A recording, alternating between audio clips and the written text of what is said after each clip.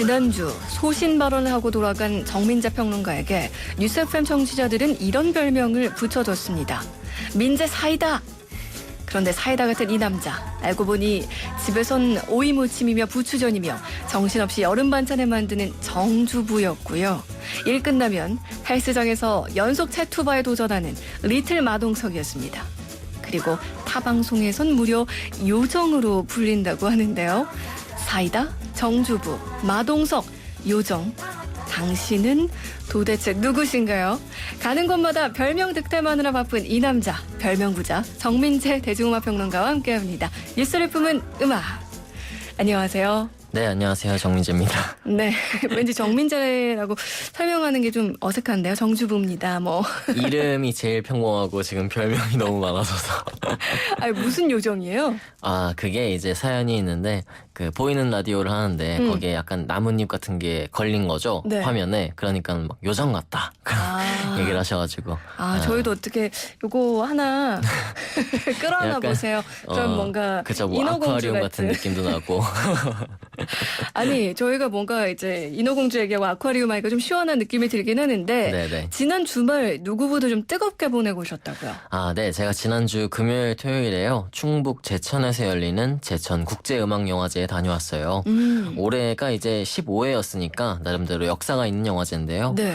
아, 저도 매년 가야지 생각만 하다가 올해 처음으로 다녀오게 됐습니다. 사실 휴가라고 하긴 좀 어려운 게 이틀 동안 총 7편의 영화를 보고 가수 4팀 공연을 보는 일정이었거든요. 그래서 뭐 이틀 동안 최대한 많은 작품을 챙기느라고 밥도 네. 허겁지겁 먹어가면서 영화를 보다가 왔습니다. 이틀 동안 7편 영화를 보고 가수 4팀의 공연을 봤다. 네. 가능한 겁니까?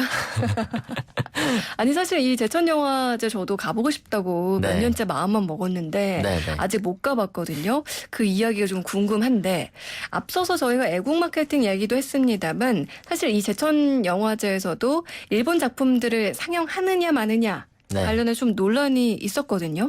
그렇습니다. 이번 영화제에는 모두 7편의 일본 작품이 출품이 됐는데요. 한일 갈등 심화 속에서 제천시의회가 상영을 취소하라 그런 성명을 내기도 했는데 영화제 쪽에서는 모두 예정대로 상영을 했죠. 네. 영화제 관계자의 이제 입장에 따르면은 문화 교류의 장이다 영화제는 그리고 영화제는 영화계의 올림픽이다 그런 의의가 있기 때문에 모든 상영작을 취소 없이 상영한다 그런 얘기를 했습니다. 네. 뭐 청취자분들도 문자로 많이 보내주고 계십니다만 네. 일본의 행동이 답답하고 뭐 화나는 건 사실이죠. 그렇죠. 우리나라 사람이라면 그런 감정을 느끼는 건 당연한데 감정적으로 대응할 일은 또 아닌 것 같다라는 생각이 듭니다. 앞서서 우리 민재 씨한테도 제가 네. 보여줬는데 저 좀 잠깐 주시겠어요? 네. 뭐 보이는 라디오 보시는 분들은 요 엽서 보이실 거예요. 얼마 전에 저희 일본인이신 청취자분께서 직접 또 저희 제작진 앞으로 엽서를 보내주셨는데 너무 뜨거우면 냉정하게 볼 수 없다. 라는 이런 메시지를 맞습니다. 보내주셨었어요. 사실 불매운동이라는 것도 정부나 정치가들이 아닌 우리 국민들이 일본을 향해서 뭔가 보여줄 수 있다. 이런 의미로 네. 자발적으로 이루어지고 있는 건 거잖아요. 그렇죠. 이럴 때일수록 좀 민간 교류를 통해서 서로의 생각과 문화를 좀 이해하는 게 네. 필요하지 않을까. 뭐 민간 교류라든지 문화예술의 교류는 계속되어야 된다고 생각하고요.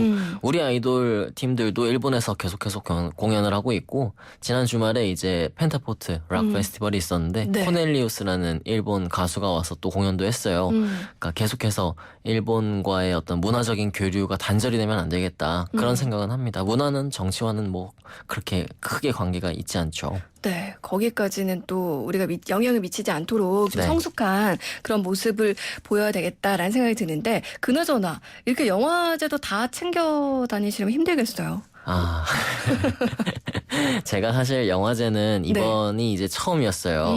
뭐 이전에 부천 판타스틱 영화제에서 데이빗 보이 특별전을 해서 다녀오긴 했었는데 영화제를 이렇게 본격적으로 간 건 처음이었거든요. 아무래도 저는 음악과 관련된 영화만 이제 좀 보는 경향이 있어서 영화제는 그런 면에서 제천 국제음악영화제는 이 음악 영화만 상영을 하기 때문에 음악 팬들 저 같은 사람에게 참 잘 맞는 영화제죠. 민재 씨를 위한 영화제가 아니었을까 이런 생각이 드는데 네. 청취자분들께 이 제천국제음악영화제에 대해서 좀 소개해 주세요. 네, 제천국제음악영화제는요, 물론 모든 영화제가 그렇듯이 일반 시민분들도 누구나 참석하실 수 있습니다. 영화제라고 하면은 약간 거창한 게 있을 것 같지만은 그냥 극장 빌려서 영화를 상영하는 게 거의 전부예요. 그 외에 부가적인 행사들, 공연들도 있지만은 핵심은 영화죠. 홈페이지에 접속하셔서 어떤 영화들을 상영하는지 확인하시고 또 관심이 가는 영화는 그냥 예매해서 시간 맞춰서 보러 오시면 됩니다. 참 별게 없죠, 사실. 그래서 실제로 제가 이번에 가보니까요, 영화를 보는데 어린 10대 친구들부터 나이가 지긋하신 어르신분들까지 관객들 연령대도 참 다양하더라고요. 그러니까 영화관에서 영화를 상영하는데 이제 다른 나라라던가 아니면 네. 우리가 일반 극장에서 자주 보지 못한 네네. 영화들을 모아서 상영하는 그쵸. 그런 거라고 쉽게 생각하시면 될 것 같은데, 앞서서 음악영화제라고 얘기를 해주셨으니까 아무래도 음악과 관련된 영화들이 많았겠죠? 거의 그렇습니다.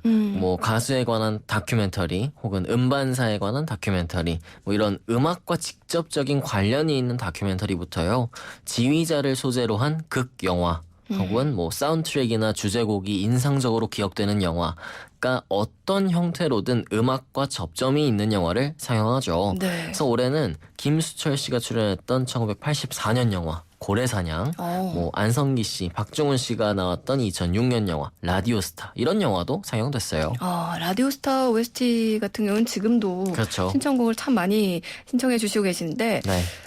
그러면 영화제에서 민재 씨가 본 영화들에 대한 얘기도 좀 궁금하거든요. 음악 영화니까 네. 고르는 안목이 좀 남다르실 것 같다, 이런 생각도 들거든요.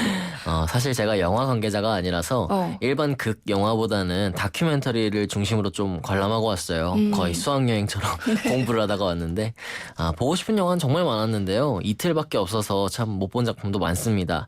제가 본 영화는 음악가에 관한 다큐멘터리 3편, 그리고 음반사에 관한 다큐멘터리 2편, 그리고 개막작 1편, 이렇게 보고 왔는데요. 네. 우선 음악가를 다룬 다큐멘터리에 대한 얘기부터 좀 드릴게요. 네. First Lady of Jazz라고 불렸던 엘라 피츠제럴드, 이분을 다룬 다큐멘터리 재즈 디바 엘라 피츠제럴드, 이 영화를 보고 왔고요. 또 그야말로 재즈를 살았다, 그렇게 얘기해도 과언이 아닌 마일스 데이비스에 관한 마일스 데이비스 쿨 재즈의 탄생, 네. 그리고 영원한 기타의 신 에릭 클랩튼 기타의 신이라는 영화까지 총 3편 봤습니다. 일단 이름만 들었을 때 우리가 다 네. 유명한 뮤지션이라고 할 수 있는 그런 작품들인데 어땠어요?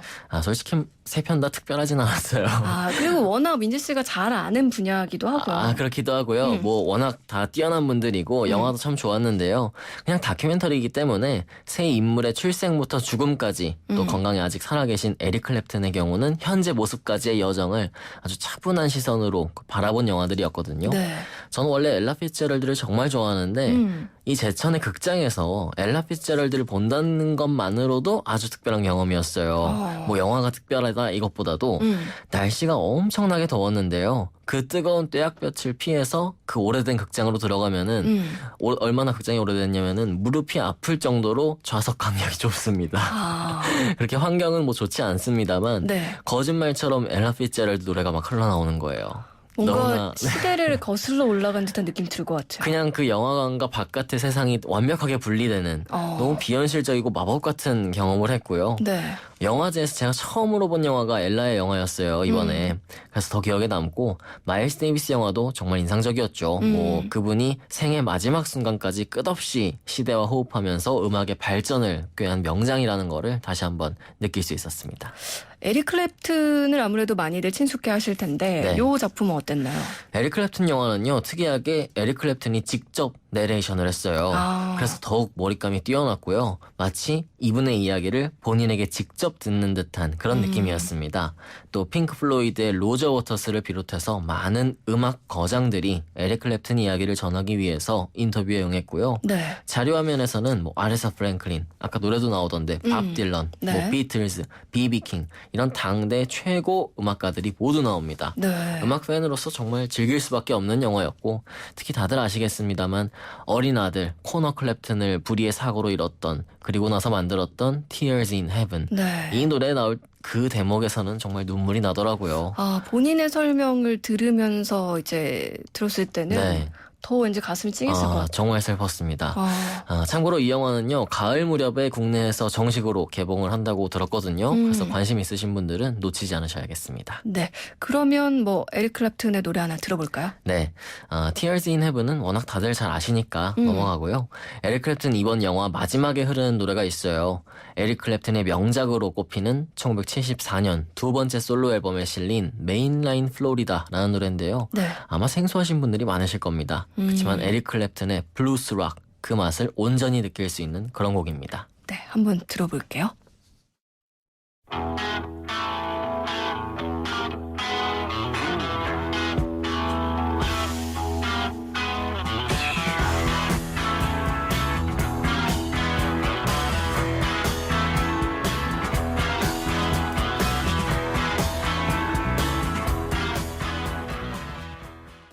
네, 에릭 클랩튼의 메인라인 플로리다. 네. 요 곡 함께 했는데 음반사에 관한 다큐멘터리는 어떤 거였나요? 재즈 명가라고 꼽히는 레이블이 있죠. 블루노트. 이 회사에 대한 영화 블루노트 레이블이랑요. 우리에게 비교적 익숙하지 않을 만한 레게 레코드 회사 레게의 산실 트로젠 레코드 이 두 편이었습니다. 네. 블루노트에 대한 이야기는 마지막으로 좀 전달드리겠고요. 트로젠 레코드에 대한 얘기부터 들려드릴게요. 우리가 흔히 레게 하면은 반말리의 레게, 약간 정치색이 있는 그런 레게 이런 음악을 떠올리는데 이것도 물론 맞습니다만요. 레게의 기원을 쫓아서 올라가면은 자메이카에서 다 같이 모여서 춤추기 좋은 음악이 있었어요. 이게 1962년 자메이카 독립 후에 자메이카인들이 영국으로 건너가면서 전파가 됩니다. 네. 근데 사실 영국으로 가면은 아무래도 그 당시에 영국인들의 차별과 멸시가 분명히 있었겠죠. 네. 그 타국 땅에서 멸시를 받으면서 살다 보니까는 고향의 음악인 레게가 그들에게 위로가 된 겁니다. 그렇게 해서 이주 자메이카인들 중심으로 향유되던 영국의 레게가 점차 영국민들에게 퍼지게 되고요. 결정적으로 그 음악에 현악기 편곡이 들어가면서 마침내 1970년대에는 영국 차트 1위 곡까지 올라와요. 이게 레게의 산실 트로젠 레코드의 당시 상황을 아주 잘 보여주고 있습니다. 이런 과정 속에서 뭔가 그런 메시지가 들어가고 네. 이렇게 됐겠네요. 자, 그럼 이 영화에서도 한 곡 들어볼까요? 이 노래는 아마 지금 방송 들으시는 분 중에서 아는 분이 거의 안 계실 거예요. 어머, 그래요? 네, 저도 영화를 통해서 처음으로 알게 된 노래인데 네. 미국 밴드 브래드의 노래를요 자메이카의 레게 가수 켄 부스가 커버해서 영국 차트 1위에 올랐던 1974년에 그런 노래입니다. Everything I Own 한번 들어보시죠. 궁금하네요. You gave my life to me, set me free, set me free. The finest years I ever knew. 제가 Everything I Own이라는 곡을 검색해 보다 보니까 네. 엔싱크가 부른 버전으로는 네. 그래도 많이들 알려져 있는 것 같은데 캔버스는 저도 처음 들어봤어요. 네, 캔버스 버전도 있고 뭐 말씀하신 버전도 있고 그 보이조지 컬처 클럽의 보이조지도 이 노래를 불렀고요. 네. 많은 가수들이 불렀는데 뉴스 FM 조현진입니다. 진짜 최고다 생각이 든 게 네. 캔버스 버전의 Everything I Own은요 아마 전 세계에서 여기에서만 오늘 나갔을 수도 있어요. 그 정도로 지금 많이 좀 잊혀진 곡인데 참 좋은 선곡이었다고 제가 가져왔지만 그런 네. 생각을 해봅니다. 아니 저를 약간 좀 어깨를 들썩이게 해주셨다가 갑자기 민재 씨 자화자찬으로 넘어갔는데 네. 아니 오늘 제천국제음악영화제 얘기를 하다 보니까 시간이 또 벌써 이렇게 흘렀어요. 네. 마지막은 어떤 곡 또 들고 오셨나요? 재즈에 관해 잘 모르시는 분들도 블루노트라는 단어는 좀 다들 들어보셨을 거예요. 블루노트는 원래 재즈 또 블루스에서 사용되는 음계를 말하거든요. 네. 그렇지만 우리가 흔히 아는 블루노트는 재즈 음반사죠. 최근에는 노라 존스, 그레고리 포터 이런 재즈 가수들로 잘 알려졌지만은 사실 이 회사는 1939년에 세워진 역사 깊은 아주 작은 영세 회사였어요. 다큐멘터리 블루노트 레코드는요, 이 회사가 어떤 철학으로 설립이 돼서 전성기를 누렸는지 또 어떻게 지금까지 유지되어 왔는지를 재즈의 시선에서 보여줍니다. 그러니까 즉흥 연주로 대표되는 그 재즈의 맛도 충분히 느낄 수 있도록 레코딩 장면도 성실하게 보여주고요. 이 영화가 바로 내일 광복절에 국내 극장에서 개봉하거든요. 네. 관심 있으신 분들은 꼭 챙겨서 관람하시길 바라겠고 네. 이 영화에 나온 노래 중에서 영화에 나오진 않았습니다만은 블루노트 레코드에서 나온 음악 중에 색소폰 연주자 캐논볼 레덜리의 1958년 앨범에 실린 Autumn Leaves 지금 나오고 있는데요. 네. 음악이 길어서 미리 깔아주신 것 같습니다. 이 노래 들을 수 있을 만큼이라도 좀 같이 들어보면 좋을 것 같고 네. 트럼펫에는 마일스 데이비스, 피아노에 행크 존스, 베이스에 샘 존스, 그리고 드럼에 아트 블레이키가 연주합니다. 네, 흔히 고엽이라는 제목으로도 네. 많이들 알고 계시는데 오늘은 또 연주 버전으로 저희가 들어보려고 합니다. 네. 한번 Awesome Leaves 어떤 느낌일지 계속해서 들어보시고요. 오늘 뉴스를 품은 음악도 좋은 소식들 함께 이야기해 주셔서 고맙습니다. 네, 감사합니다. 네, 지금까지 정민재 대중음악 평론가였습니다.